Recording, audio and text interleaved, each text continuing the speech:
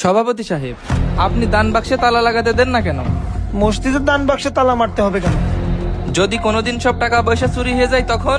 যার টাকা পয়সাগুলো খুব দরকার সেই না হয় নিল, তাই বলে সে কিন্তু পাপী না। আল্লাহর ঘরের টাকায় যদি কোনো বান্দার উপকারে আসে, তাহলে আল্লাহই তো সব থেকে বেশি খুশি হবে, তাই না?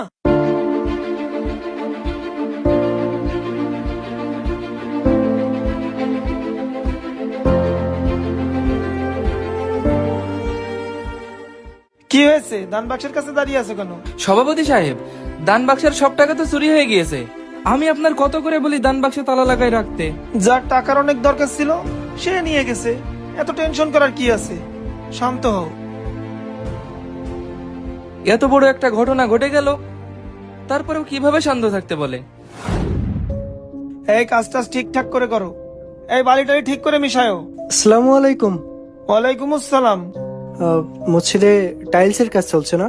হ্যাঁ, গতকাল থেকে শুরু করেছি। সভাপতি সাহেব, আমরা মসজিদের জন্য কিছু টাকা দান করতে চাই, আপনি যদি কিছু মনে না করেন।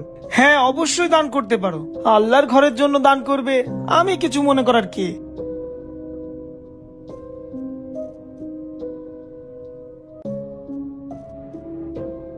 এটা 2 লাখ টাকা চেক আমাদের পক্ষ থেকে। আলহামদুলিল্লাহ। আচ্ছা, কিছু মনে না করলে একটা কথা জিজ্ঞেস করি? জি বলেন। হঠাৎ এতগুলো টাকা দেওয়ার কারণ? আপনার মনে আছে মসজিদের দান বক্সে একবার টাকা চুরি হয়েছিল? ওই টাকাগুলো আমি চুরি করেছিলাম।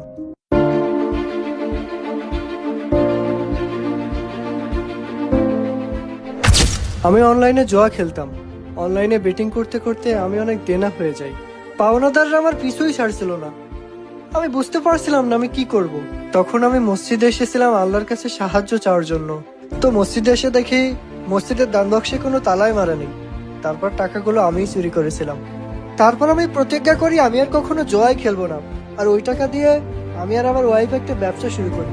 আল্লাহর রহমতে সেই ব্যবসাটা ভালোই চলতে থাকে, আলহামদুলিল্লাহ। আমার বিপদে আল্লাহ পাক আমাকে সাহায্য করেছিল, তাই আল্লাহ পাকের দরবারে হাজারো শুকরিয়া। তুমি জানো যখন টাকাগুলো চুরি হয়েছিল তখন আমি কি বলেছিলাম? কি বলেছিলেন?